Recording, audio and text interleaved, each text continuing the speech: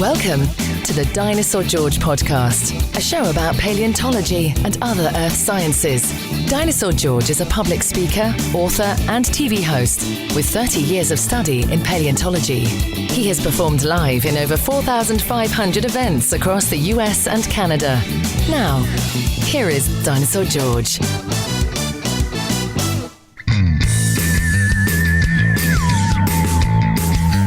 Hey there, everybody. It is the day after Halloween, and I hope you all enjoyed the evening yesterday. Halloween is one of those holidays that I enjoy only because I get a kick out of watching people get so excited, both kids and adults alike. I find it fascinating. I think it's a lot of fun. So I hope all of you that participated in it had a good time. For those of you that went out and trick-or-treated, I hope you filled up your bags with plenty of loot. And for the rest of you who either went to parties or decorated your home or did all that cool stuff, I hope you guys had a great time doing that as well. In today's episode, this is podcast number 132. For everybody who is listening, thank you so much for listening to the podcast. And for those of you on YouTube who are watching, thank you guys very much for watching. In this episode, we are interviewing Dr. Joseph Peterson, who is a paleontologist. He studies a lot of things, but some of the things that he really enjoys are pathologies, meaning injuries that have been found on bone, because they give us a lot of information. And I had gone and found an article that he had written about the injuries he found on the dome of a Pachycephalosaurus. So that's the interview today, is him talking about Pachycephalosaurus and what they found and what he thinks it may or may not mean. It's a very interesting interview. And if you like Pachycephalosaurs, or really if you have any interest in any sort of dinosaur, this is the place to be. This is a very interesting interview, and I really liked it a lot. Something to keep you guys reminded about, my website, we completely changed it. It's still dinosaurgeorge.com, but it looks different now. And like I said, I'm still working out the bugs, but I like it a little bit better.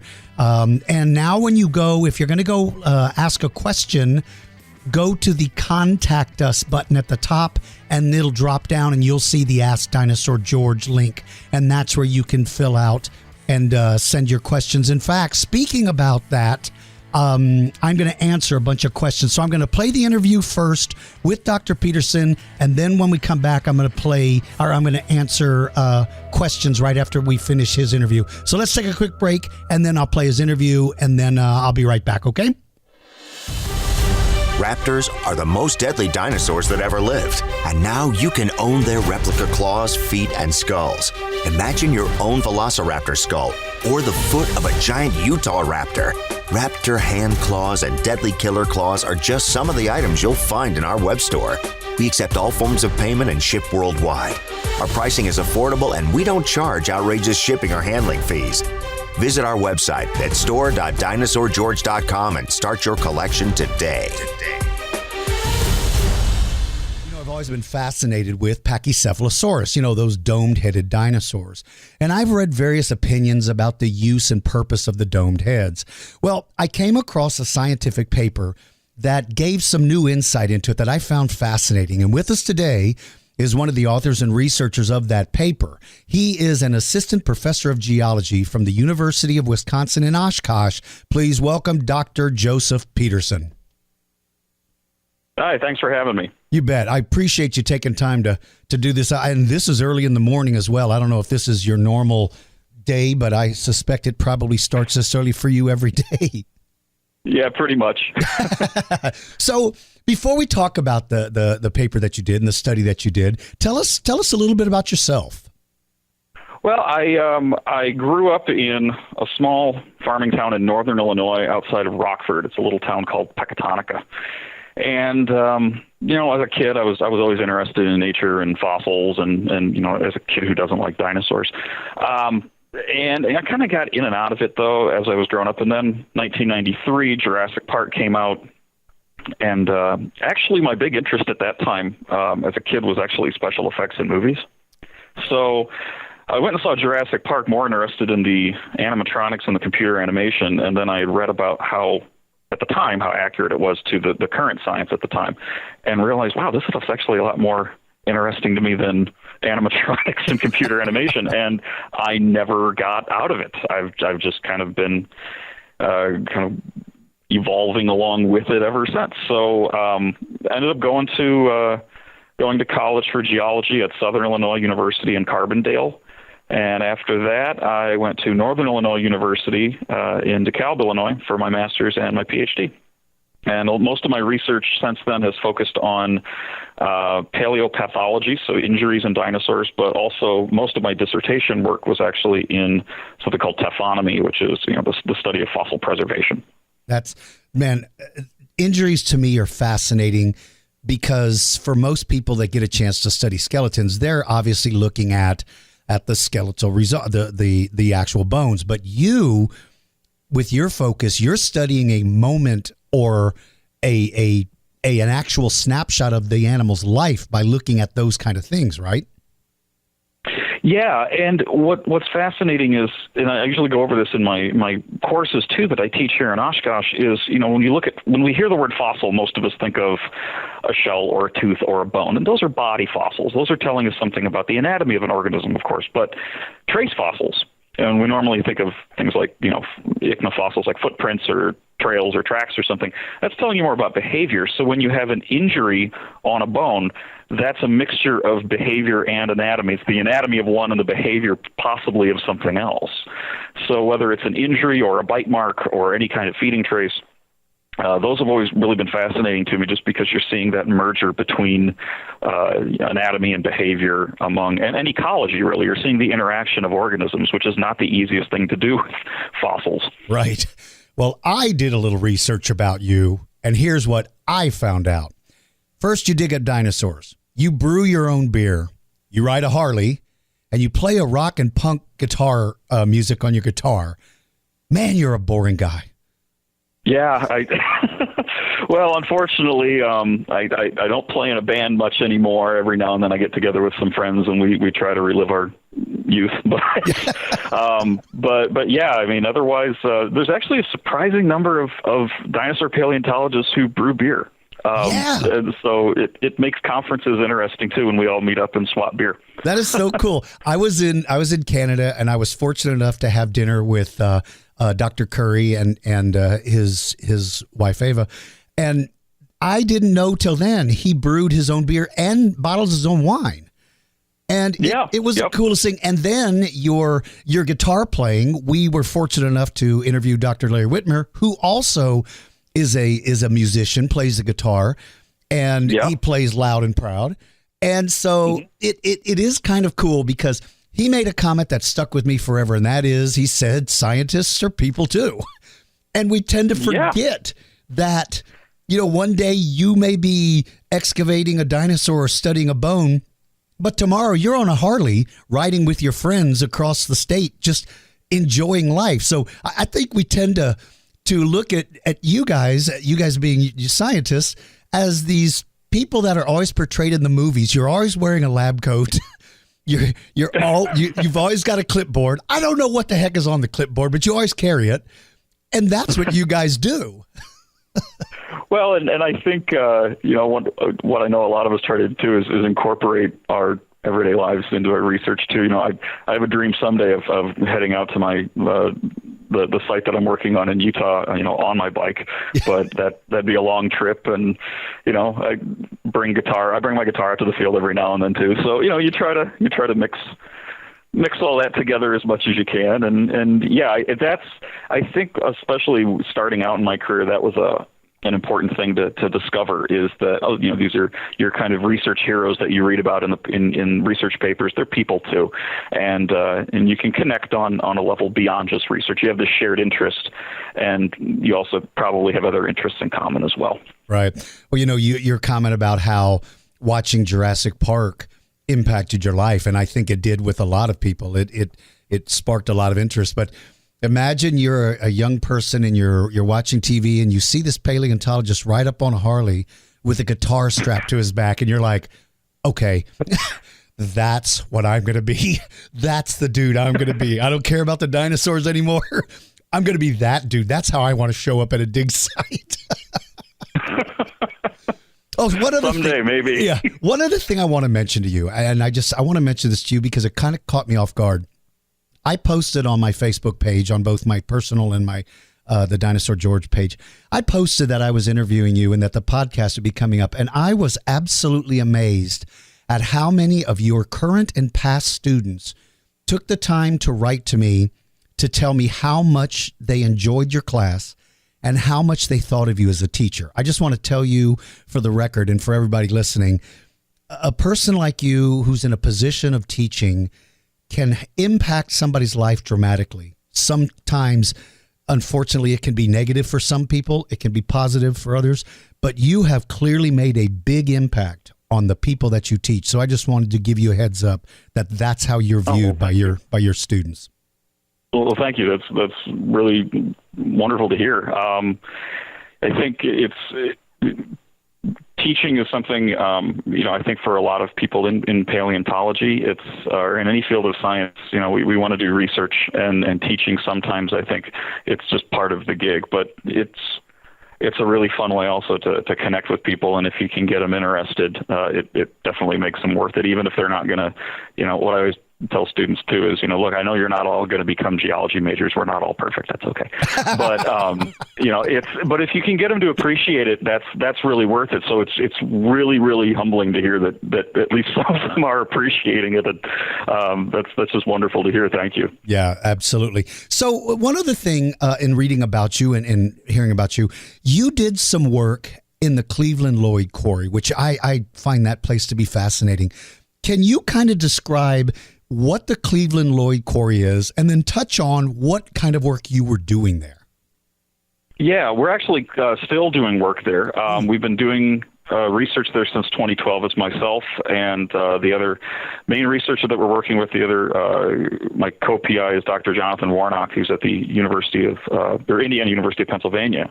And we actually went to grad school together, and we started going out there in 2012 as a way of leading just a geology field course, and it's turned into this big research program. But the Cleveland Lloyd Dinosaur Quarry has really been known since early 1920s, and it's been excavated on and off since then by various different institutions. It's one of the largest concentrations of meat-eating Jurassic dinosaurs in the world. We have somewhere in the vicinity of roughly 60 allosaurs there, and it's a big site. But it's got a bit of a checkered history with how it's been collected. In the early days of dinosaur collecting, it was just get the bones out. No, it's not like we need to map them or anything. Right. So the maps weren't done very well, or if even at all, or the specimens weren't labeled. So trying to figure out what's going on at this site has been a bit of a problem, and there's been a lot of different hypotheses tossed out over the years, from it being a predator trap. We do have some other Jurassic herbivorous dinosaurs, a number of sauropods there, and camptosaurs and stegosaurs and things. And I think the idea for a long time was that, these animals got stuck in the mud, and then the allosaurs went in and they got stuck in the mud, and it just kept accumulating, similar to La Brea with the dire wolves. But that's about where the similarity ends, is that there's a bunch of predators, and that doesn't necessarily make a predator trap. So there's also been some great work done on looking at the taphonomy of the site, interpreting it as a drought-induced assemblage, and there's all these different things that have been kicked out. And so what we did was we started approaching it from let's start a new excavation there, and let's map things in amazingly just detailed precision. We wanted to get excavated down every 10 centimeters if we could, rather than just dig a big hole. And also we did some geochemical analysis. We looked at microscopic fossils that are within the matrix, and we found our evidence works really well in fitting in the drought-induced assemblage and the idea that this wasn't a very nice environment. It was probably an ephemeral pond, so it was a seasonal pond, and then you had a bunch of rotting dinosaur carcasses in it that probably washed in post-mortem, which would then give a unique chemical signature to the sediments. There's a lot of heavy metals there, which could be from metals coming into the sediment after burial, but it could also be from a bunch of rotting dinosaurs. The only thing that doesn't fit is the predator trap.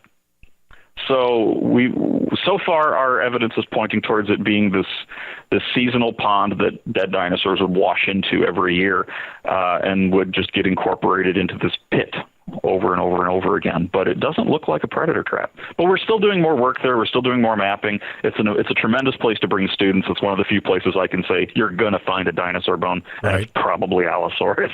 Well. But we're still doing more chemical stuff there too, and it's a phenomenal site. It's a tough site, but it's a phenomenal one. God, it's so amazing, the advancements in science in the last, my gosh, 40 years. The advancements, and like you said, it used to be you find a bone, you dig it up, and you take it back and you study the bone. And now I think there's more study going on around the bone as there is of the bone. Yeah. So it's fascinating. Yeah, we collected a lot of rock. That's cool, though. Dissolved a lot of rock. We actually, I think, we've brought back and studied more rock than we have actual large, full dinosaur bones, which is now the next step. We've uncovered a lot of bones, and we need to get those out. Right. But we're also doing mapping in 3D. Wow. So every time we dig down 10 centimeters, we take about somewhere between 500 and 1,000 photographs and make a photogrammetric map, a 3D map in the computer. And then we have one of those for every section that we go down. So you can layer them, and there's some fun animations we've made so far that we're working on where you can actually, it looks like the rock's just dissolving away and exposing bones. So we can actually study individual intervals within the quarry. So we're trying to just do some new stuff at the site and see if we can tease out some new information, and we'll see what it ends up saying. God, that's so cool. Well, let's talk about your paper. Now, I was going through Plus One, and I like to read, and all of a sudden I see there's this notation about you and work with your colleagues on this Pachycephalosaurus dome. Now, I've always found Pachy's as just such oddities. They're so odd, and they're certainly rare as far as for the average person like myself who just relies on people like you to teach us about them. They seem to be rare. Tell us what went on with your study and what you guys found. Well, it actually started when I was, I'd say maybe 2001, 2002. I was working with the Burpee Museum of Natural History in Rockford, Illinois. And this was when Burpee was just starting out doing field work out in the Hell Creek Formation, so in the late Cretaceous of Montana. And they had come across a isolated Pachycephalosaurus dome. And as we were cleaning it off at camp that night, we found it had some big dents or big depressions in the top of it. And it was casually even mentioned then, maybe some kind of pathology from headbutting. And the comment was just, it was said, and it was kind of in passing. And it wasn't until a few years later that myself and some colleagues started thinking about Pachycephalosaurus more. And there was some research coming out of Mark Goodwin and Jack Horner's labs about questioning whether these animals actually did use their head for some kind of interspecific combat. Because it's one of these things, if you grew up as a kid, you're reading about dinosaurs, you'll read that Triceratops used its horns to stab things, and Pachycephalosaurs used their heads to bash things. But has that ever been tested, and can that be tested to any degree? It's not something you're always thinking about. And, of course, so with new papers coming out questioning this, it kind of got the ball rolling on thinking about this dome. And so it started with just kind of analyzing this dome a little bit more and trying to get some CT data from it, which is apparently a little harder than I thought it was going to be to get CT data on some of these domes because they're extraordinarily dense. So the data doesn't always turn out that well. But it then turned into a larger study, which was a second paper where we look at a whole bunch of domes. But what we started to find is that these depressions or these pits that we're finding on the surface are real similar to pathologies in their structure and how they do look in CT cross-section and just the surface texture of them alone. They don't look like they're taphonomic, so this doesn't look like something that was occurring after death. They did look like they were in some form of active tissue regeneration. There was some kind of, bone remodeling going on when the animal died. So these are something that's happening in life. And I want to be clear, I don't think that on this particular specimen or on many of these dome specimens we find with these lesions on them, that they were getting dents from crashing their heads into, other heavy heads, but right. More, there's some kind of common damage that's being done to them, and these look more like infections. So it looks more like an osteomyelitic lesion. caused from some kind of damage that seemed to be pretty common with these types of dinosaurs. And that, to me and to my colleagues, that seems to line up pretty well with where the damage is occurring and what kind of damage we're seeing, what kind of infection. It's very similar to osteomyelitis when you get damage to bone and there's a subsequent infection. And we see similar things today in head-striking mammals. So even though they're not closely related to dinosaurs at all, we do see similar types of lesions in bighorn sheep and in bison and so on. Wow.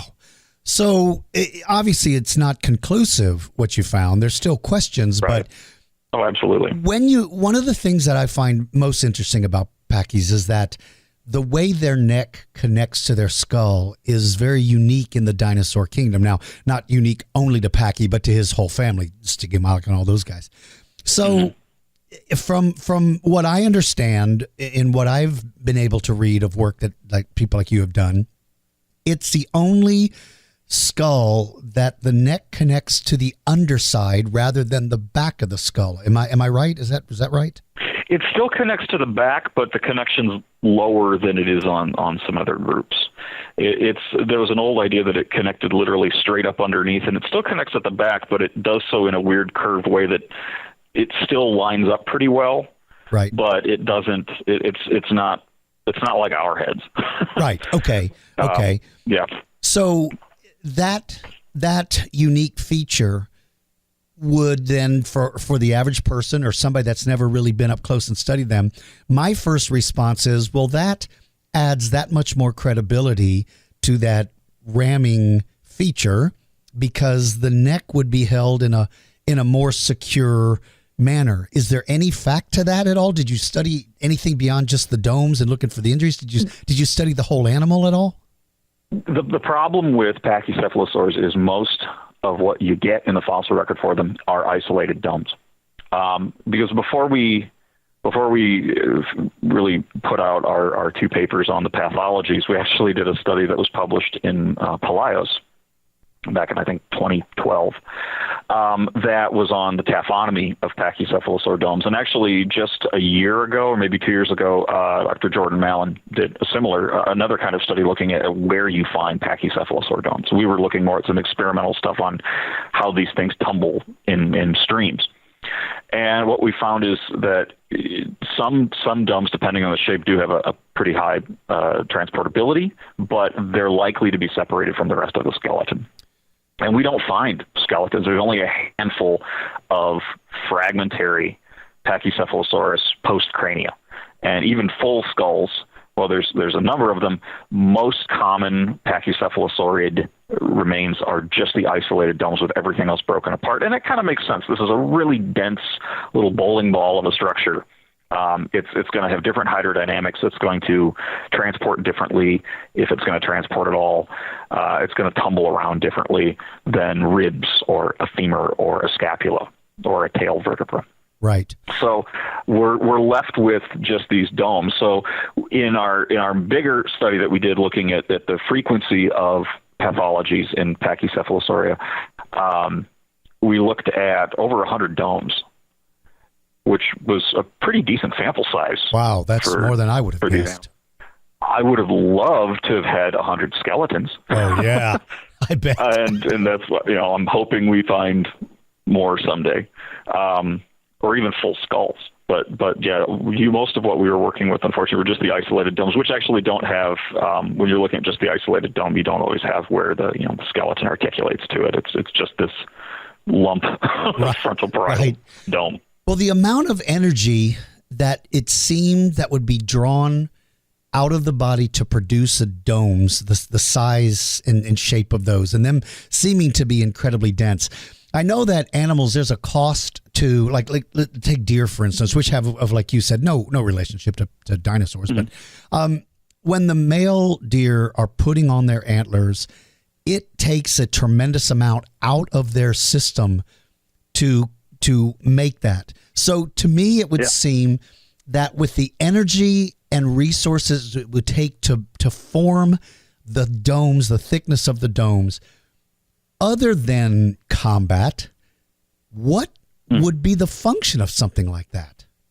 Well, I mean, the other, and I think this was mostly some of the stuff that was being written trying to refute the idea that they were used in any kind of combat structure, that kind of got us thinking about pathologies on domes in the first place, is that the idea that the dome was used for species recognition or some kind of display, whether it's species recognition or mating display or who knows, some kind of visual feature. And I think I actually don't have a problem with that, because that's exactly what any animal today with so many extreme cranial ornamentation does. It's if you look at deer or you look at elk or moose or anything that has any kind of large cranial structure today, one of the primary functions of that structure is for individuals to say, look how fit I am and look how tough I am. Right. But occasionally you got to back that up right. with behavior. And deer do this commonly. Bison do this. I've almost been trampled by a bison watching them use their horns. They actually will use them in some kind of a physical function as well. So to me, it's not all or nothing. It's like, oh, they only use it for combat. And I'm not even like how they used it for combat. Maybe they ran at each other. Maybe it was more just shoving like bison do. Who knows? Unfortunately, you can stare at Pachycephalosaurus all you want today. They don't do anything. They just lay there. Right. So we don't know exactly what they were doing with them, but it seems like ruling out any kind of physical function. I just don't see that, because today animals that have invested those expensive tissues into their crania, they use them for more than one function. I'm sure it's species recognition plays a role and fitness plays a role, but occasionally, if you're not using it for a physical function, there's no need to invest that much bone into that. I mean, birds do a great job with feathers, which are relatively less expensive tissues. Right. A lot of reptiles do as well. But if you look at, and the only reason we have to look at mammals for this is because they're the only thing that kind of fits the niche for convergent evolution today is they use them for all of the above. They use it for display, they use it for recognition, and they also will use it for combat when necessary. Wow. Now, and sustain a lot of damage too. Well, that's a lot of damage. And that's what I find fascinating, is that there's evidence of damage. Now, again, let me ask you this. Based on the shape of the domes, is there sort of a generic shape to all of them? Do they all have the same similarity, or do some have a more pronounced maybe peak to the top? Did you, in looking at all the domes that you studied, did you see a big variation between the shape of the domes? Yeah, I don't know if I'd say big, and we also it's hard to tell exactly what that cause is. But some domes are a little more flatter, some are a little more high peaked.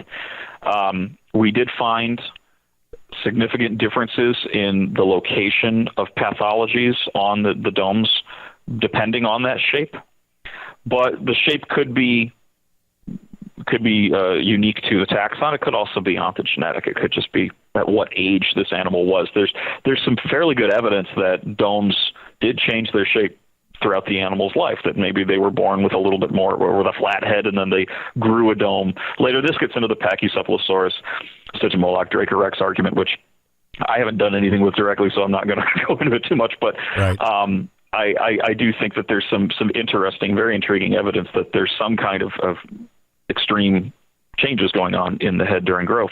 And so that could also fit into this as well. If these are animals that are growing a dome, you would expect, and if they are using it for some kind of combat, then you're going to be seeing injuries becoming more frequent when they're starting to use it for, some kind of aggressive interactions. We see the same thing with both birds and mammals today. For example, emus. I visited a couple of emu farms over the years looking at interspecific behavior during growth. And when emus get to around 1 or 2 years old, males usually have to be separated because they really get into kicking each other. Right. So the hormone surge, and they start to get aggressive with each other. If we kind of think about that in terms of Pachycephalosaurus, that fits why on our flat-headed specimens we looked at, we didn't see any pathologies. Wow. So when they started becoming a little more high-domed, as we called it, we started seeing a lot on the front and a lot on the back, but not many on the very top. Our lower domed specimens seem to have that. So not flat, but just more of a gentle dome. You have the things whether Stygimoloch is a kind of a mid-age Pachycephalosaurus or its own taxon, I'm not sure, but that would be a high-domed critter. And on those types, we found a lot on the front and a lot on the back. So they're getting damage to the front and to the back. Wow. Maybe they're doing something like giraffe. I don't know, where they're swinging heads or something like that. It's really, we can just speculate at that point. But there does seem to be a difference in frequency and distribution depending on the shape of the dome. And again, that could be an ontogenetic thing. Right. For all of you young listeners and viewers, I want to touch on something that Dr. Peterson just said because it's incredibly important, and I want you guys to go back again and listen. What you said, which is very, very relevant, is that you said that you had not done any research on the concept that Stygimoloch, Pachycephalosaurus, Dracorex, that they're all the same animal. And so your comment was, I'm not going to touch on that. It is so important for you guys to understand that the role of a scientist, an actual scientist, is not to make guesses or inject their personal opinions into things when you're speaking to them in their professional role. So I bring this up because I get a lot of young people that write to me that say, I asked a paleontologist, a question, and he said, well, I'm not sure. And they can't understand why. As an individual, you can speculate all you want. But as the role of a professor and the role of a professional geologist or paleontologist or whatever the role is, you guys don't make those off-the-cuff remarks because you are representing the science of it.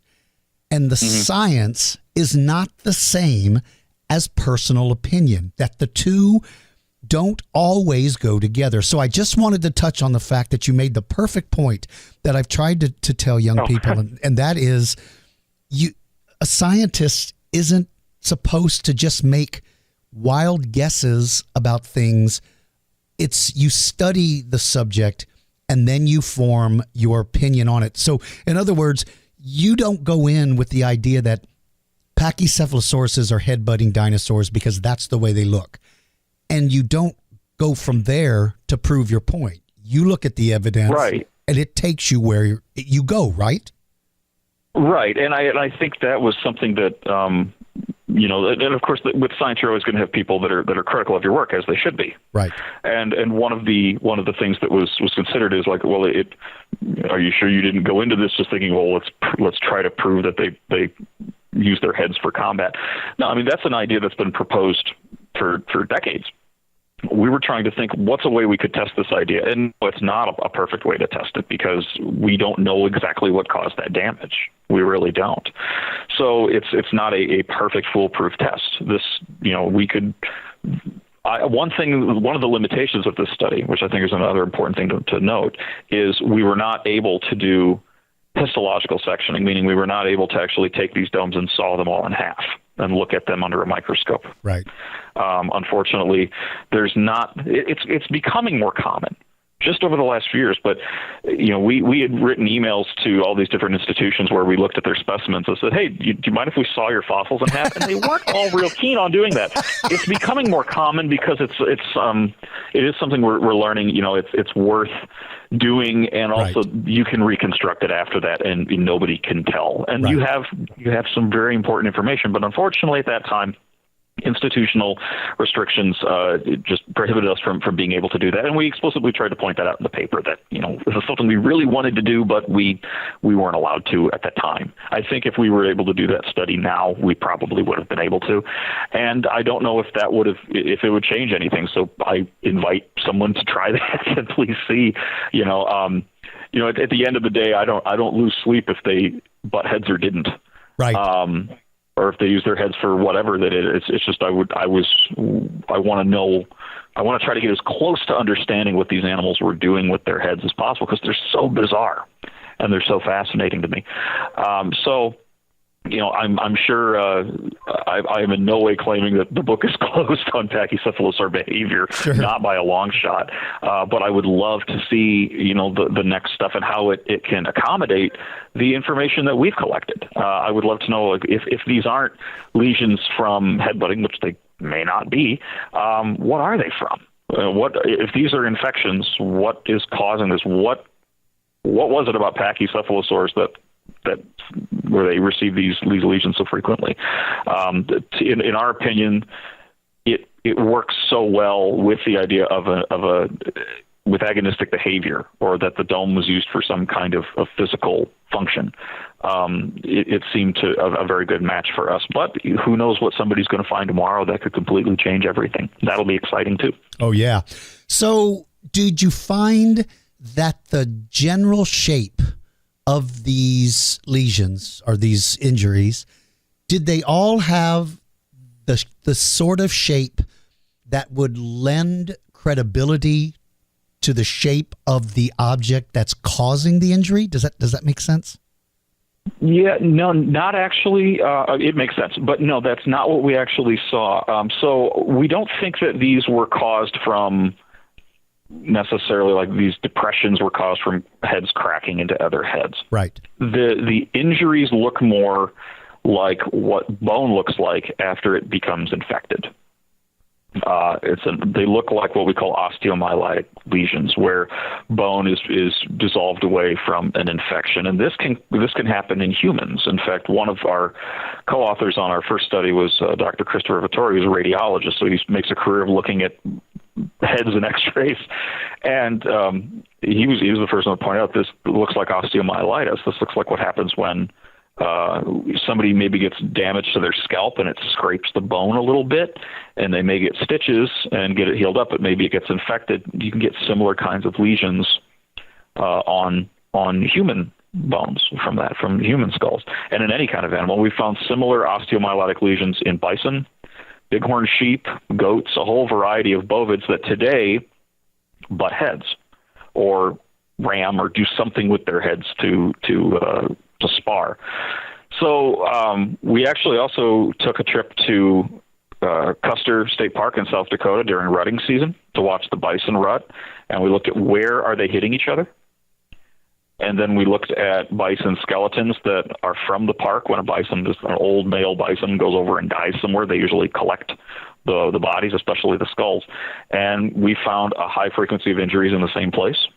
Wow. I also took a trip to Tanzania and spent about 2.5 weeks in the Serengeti and in Ngorongoro Crater looking at how wildebeest and impala and giraffe all also use their cranial ornamentation for combat, and where would we expect to see injuries if they were to get injured based on how their fighting style is, which it's all different. That's the amazing thing too, is modern horned animals, so many different styles of fighting. There's shoving, there's ramming. Impala, it's almost like they fence with their heads. It's crazy. And so from that, we kind of concluded that, okay, so we've got this wide variety of fighting style. A wide distribution of where you're going to get injuries. So there is a correlation between frequency of injury and location of injury and cranial morphology and fighting style. And because we have these different structured skulls in Pachycephalosaurs, there's no reason to think that they used their heads all for the same thing. Right. If they were fighting with them, there's no reason to believe that they were just all doing the exact same thing. The idea, I think, that you see in kids' books and in cartoons of Pachycephalosaurs, running at each other at high speed and meeting at the 50-yard line, crashing heads, that'd probably kill them. Right. Because if you look at, bighorn sheep are the classic example of a head-striking mammal. They usually square off a few feet away from each other. They get on their hind limbs and they crack heads on the way down. They don't usually run at each other from a long distance. Muskox sometimes do. Right. But the skulls are all structured very differently as well for that. And I should also mention that again, it's not a perfect model, because bovids, modern horned mammals, they still don't have, 6 inches of thick frontoparietal bone, right. Making up their skull. So they're structured differently. So it's, again, we're essentially, when you're looking at Pachycephalosaurs, you're looking at a dead clade. Right. There's no living relatives from Marginocephalia. Right. So we just have to go with some structural similarities the best that we can to see how behaviors work. Well, when you look at the shape of the dome, it's, you talk about bighorn sheep and bison. They all have that flattened area where to headbutt with somebody else, you don't glance off and lose your eyesight. When you look at the shape of Pachy's, the idea of being able to line up, because none of those domes, now you did say there's some species within the families that have sort of a flattened dome, but let's take Pachycephalosaurus for itself. It would be akin to you and I each holding a bowling ball and running at each other and hoping that we're going to hit square on instead of glancing off, because the Pachy skulls that I've seen, and are all replicas, and maybe they're taking liberty with these replicas, but they all seem to have those hornlet ornamentation around the sides and back of the skull. And if you are running at somebody who has those same horns and you hit and you glance off, those horns will go right down the face of the animal, right into the eye. Both guys lose his eyesight, right? Yeah, I mean, it's very, very possible. Now, a lot of the larger horns are sticking out of the back. Right. Okay. But yeah, if they're ramming at each other head on, it's going to get ugly. Yeah. And I think that's a good point that was brought up originally by Ken Carpenter, that they probably aren't running at each other, Right. But, I brought up meeting at the 50-yard line. Let's actually look at American football for a second as an example.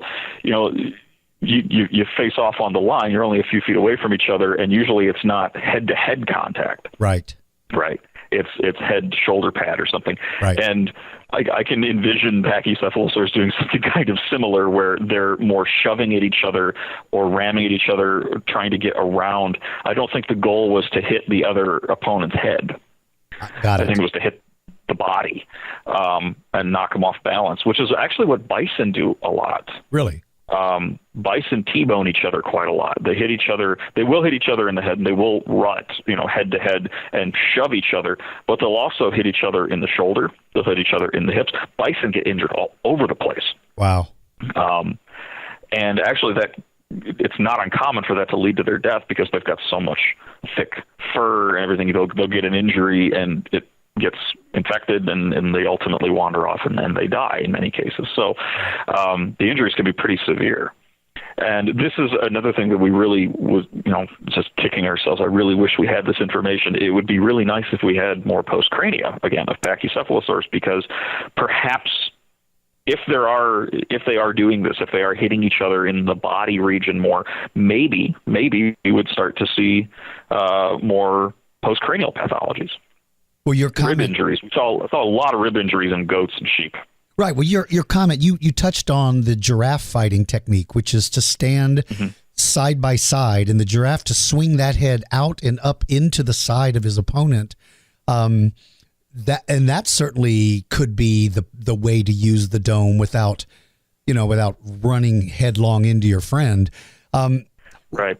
With the limitations of postcranial material, do you have any way at all to be able to recognize the difference between a male and female? Do you have any chance of doing that?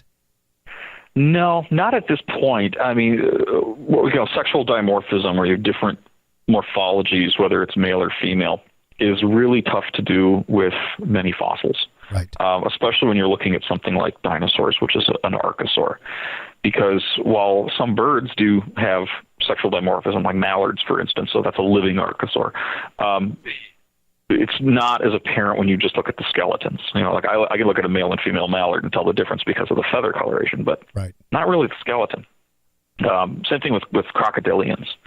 And so it's tough to do with dinosaurs. There's been a handful where we've been able to, because of some kind of really spectacular preservation. But with just an isolated dome, I mean, is this sexual dimorphism? Is it male or male or female? Is this a different species? Is this a different growth series? Ontogenetic stage? All of these are possibilities, and there's been some interesting suggestions about sexual dimorphism in dinosaurs and how difficult it is to actually ascertain. So I don't think we can say anything even remotely conclusive about that with these. There's just way too many variables. Right.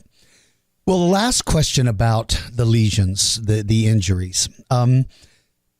Did your research give you any indication of the amount of force that was applied to it? So in other words, did it suggest that it could have been a scratch that got infected, or did the bone itself show I'm trying to think how to put this. Did the bone give you any suggestion of, was it a fender bender? Was it a head-on, you ran into a tree or major? Did these lesions seem to be caused by great impact or something less than that? Well, with the osteomyelitis, it looks more like it was, at least what's causing these particular lesions would have been some kind of secondary infection. So if there was any damage prior to that was more severe structural damage. We didn't see anything like that. Now, Dr. Eric Snively and colleagues have published on finite element modeling of Pachycephalosaurus domes and other modern head-striking animals, and found that, at least based on the models, they could have been capable of withstanding quite a lot of impact, which is going to make sense. If you have a structure that you are using for combat, you want it to be strong. Right. But that doesn't mean it's not going to get any kind of damage to it. So, no, there was no way for us to say, how much force, because, again, I think the damage that we're looking at here is from microorganisms that were kind of in there after some kind of minor damage, where it could have been a scratch, it could have been a small crack or something like that, and then we've got a secondary infection afterwards. So, it'd be akin to, you could be playing some kind of sport with somebody and you get a cut on your head. Okay, well, it hurts and it's probably going to take you out of the game, but if it's not treated, it's going to get infected and then it can get a lot worse. So that's more what I think we're seeing with these. So the real question then comes down to, why are they getting so many infections on the top of their domes? Right. Because we don't see them anywhere else. It's just on the top.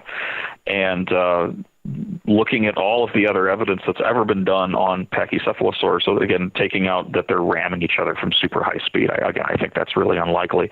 But if they're constantly using them for some kind of physical function, then yeah, you're going to have a higher chance of infection. And it was about almost a quarter of the domes that we saw that had these lesions. Wow. Which to some people that may not seem like a lot, but if you had a room of, and I keep using football as an example, which is surprising because I really don't follow football. But anyway, if you have a room of 100 people and say, what are the odds that a quarter of you suffer from chronic frequent cranial infection? That's going to be surprising. But if it's 100 football players, and what's the chances that a quarter of them have the same type of cranial injury? Well, what are they all doing that they have in common? And it's how they're using that part of their body. So again, this isn't closing the book on it, but it's definitely adding another piece to consider. Is if they weren't using their heads for combat, okay, then why are they getting injured so frequently? Right, where you would expect it to be if they are using it for combat. So it's it's kind of a weird way around it, but. So that's really kind of where we're at, is why are they getting these so frequently? Why are the heads getting so infected so frequently if it's not from some kind of minor trauma, especially an infection that is commonly brought on from minor trauma? Right. So. Man, that's the thing I love and hate about paleontology is we don't have all the answers, but my God, is it ever aggravating not to have some of them. It is. It is. It's this is the same kind of thing where, and you go into a lot of museums and there's some really good reconstructed skeletons of Pachycephalosaurus postcrania.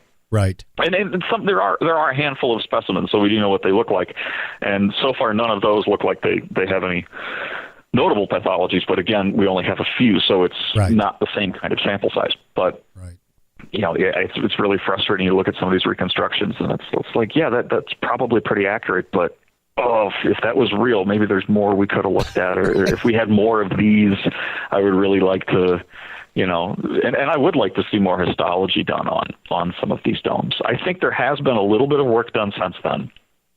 For SVP conference, I think somebody did a little bit of histology on one of the specimens that we published on, and they agreed that, okay, it's infected and it's pathologic, but they weren't willing to say what they think caused it, which is fair enough. Sure. I mean, I don't know exactly what caused every one of them either. Maybe they were commonly scratching their heads trying to figure out what to use their heads for. I don't know.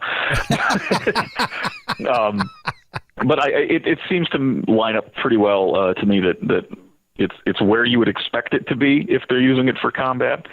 It's the type of infection you would expect from minor trauma, which we see in modern animals that use their heads for combat, and it's at a pretty high frequency. So it looks that way to me, but I'm certainly open to seeing what the next research group might find if they some new angle that we hadn't been able to do or hadn't considered. I'm all ears to just figure out what these things were doing.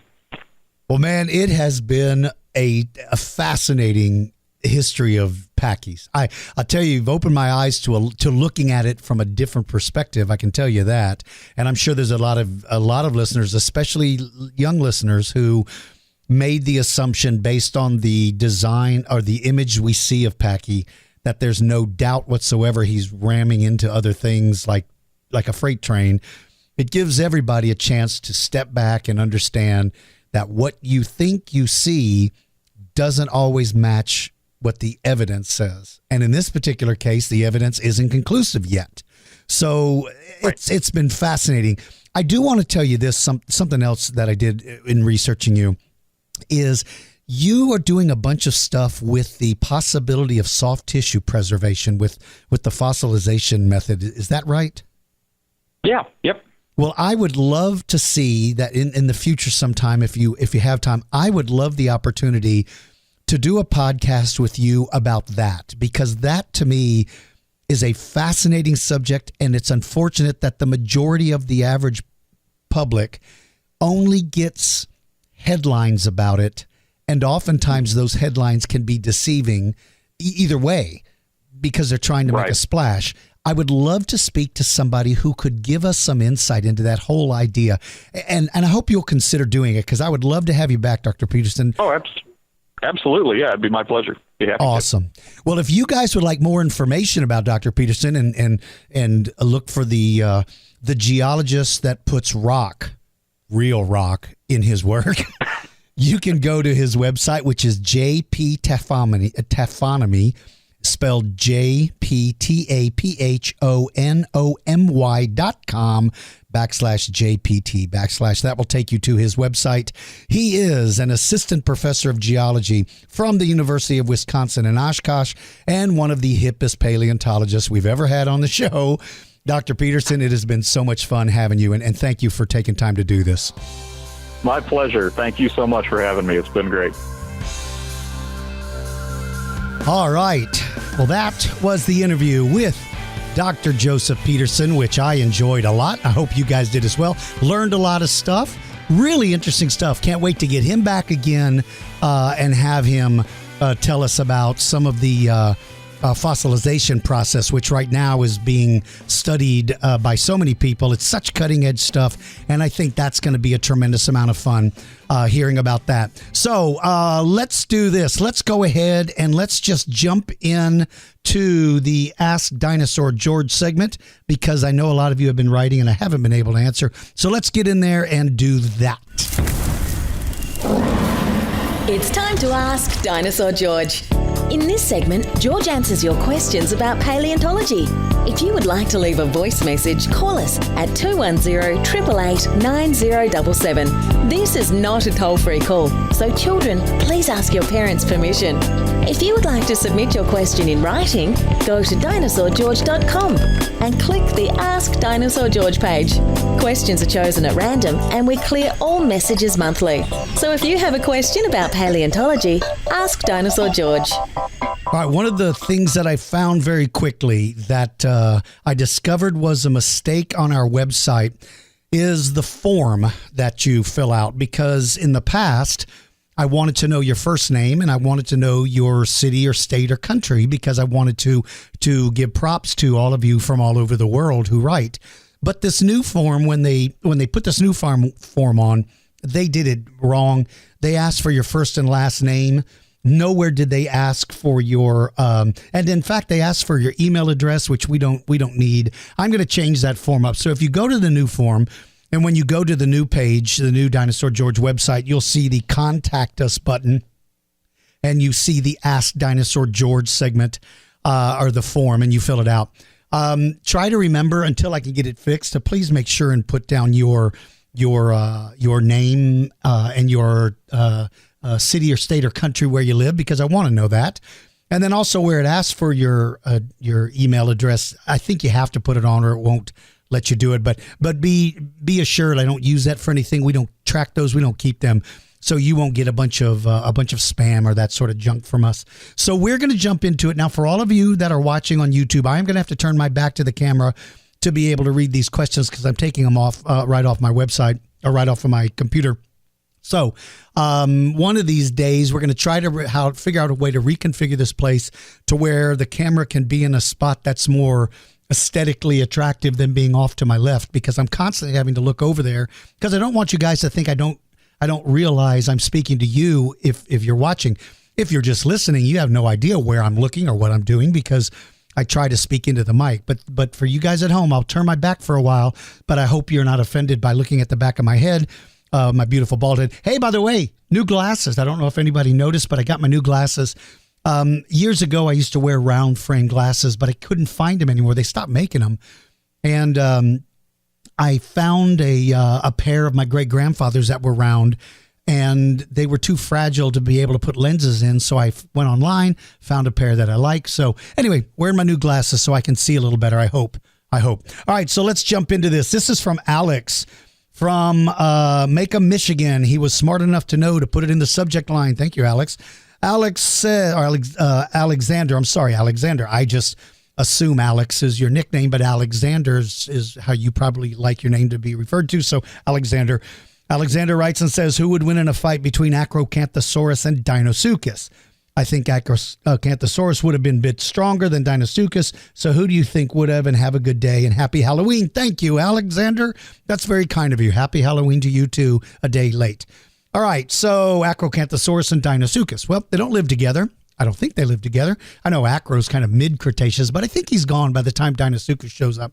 Deinosuchus is the giant crocodile. Acrocanthosaurus is the big three-clawed a theropod that lived in my great state of Texas. We find his footprints in a few fossils here.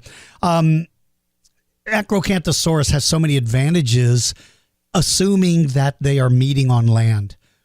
If Acrocanthosaurus ever wandered into the water, that would be the end of him. It wouldn't be even close. You just can't. You simply can't. You can't fight an alligator or a giant crocodile in the water, because it's just not possible. They just have too many advantages, and you're just not going to be able to defeat them. So on land, I agree with you. I think they would have been able to crunch a crocodile. Ooh, let's think about that a minute, though. Those teeth are not like Tyrannosaur teeth that are round. His are more blade-like, suggesting maybe they weren't as powerful laterally. I don't know. That body armor's pretty thick. I may have to rethink this a second here. Wow. I still think Acro could have taken him. I think so. All right, Alex from Chesham and Alan from Chesham. I don't know where that is. Again, unfortunately, it doesn't. This thing didn't ask for the name of the country. All right, it says, "Hey DG, hope you're good." I am, Alan. Good to hear from you. I've seen a lot of art lately on Cryolophosaurus.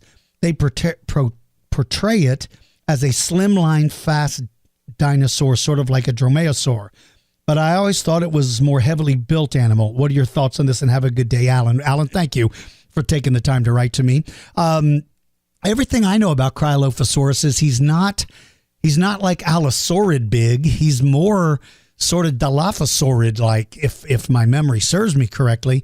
And that would mean he's a little more slender, but he's not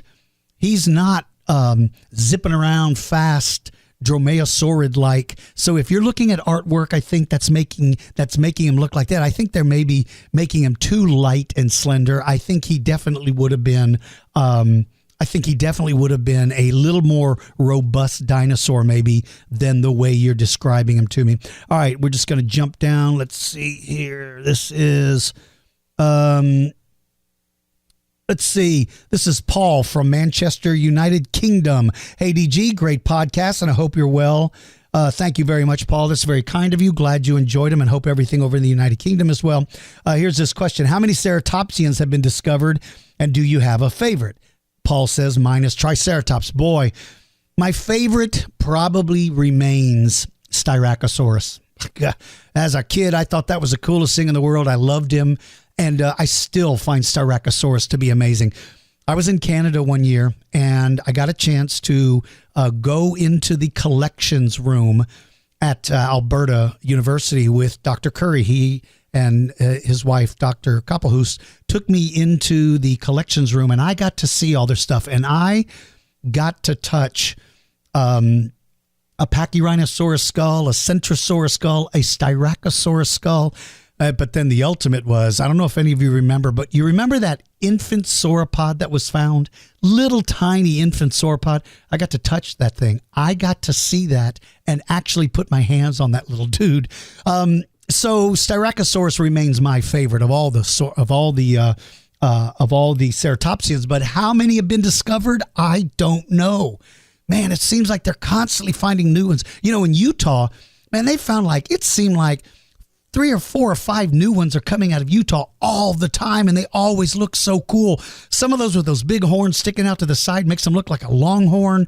Such a, what's his name, Spiclipius is a cool-looking dude. In fact, one of our interviews was on the paleontologist that named him, studied him. I don't know how many there are, man. There's just, I know that they kind of worked to come up with a way to narrow down how many species there were. But I don't know if I think that helped with Triceratops because there were something like 25 different species of Triceratops. But I don't know the answer to that, Paul. I apologize that I don't. I just don't know, but I know it was a bunch. All right, let's see. What do we got? Here, this is James from Eddystone, Pennsylvania. If Giganotosaurus and T-Rex lived in the same area, who would have been the dominant predator? Wow, James, good question.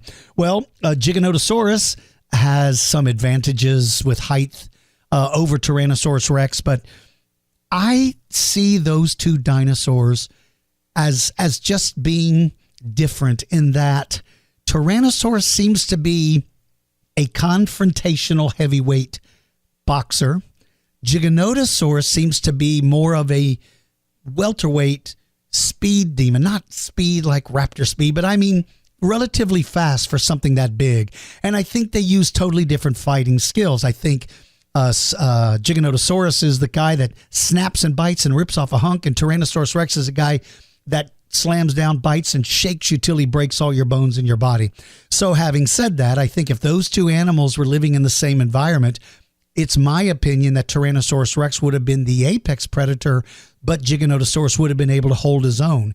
In a one-on-one confrontation, I do believe Tyrannosaurus Rex is going to have the advantage. Thank you so much for taking the time to write to me, buddy.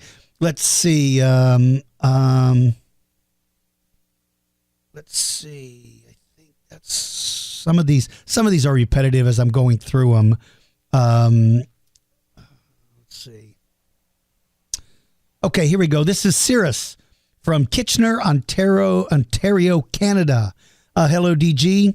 I'm a new fan. Well, hey, Cyrus, unless you pronounce it Cyrus, excuse me, you may pronounce it Cyrus, but because it's spelled with a C, I can't say for certain which way you go. So I'm gonna guess Cyrus is the proper pronunciation, but it may be Cyrus. Whatever it is, I hope you don't take offense to me mispronouncing your name, since I've pronounced it 2 different ways. One of the ways I had to mispronounce it.